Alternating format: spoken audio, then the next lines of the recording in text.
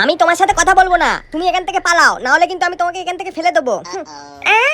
আমি আবার কি করলাম যে তুমি আমাকে এখান থেকে ফেলে দেবে? তুমি আমার একটুও খেয়াল রাখো না, জানো মালিক আমার সাথে কি কি করে? মালিক তোমাকেও ছাড়লো না? দাঁড়াও, মালিক, ও মালিক, মালিক। আরে কি হলোটা কি? তুমি আমার মালের সাথে কি করেছো? তোমার লজ্জা লাগে না?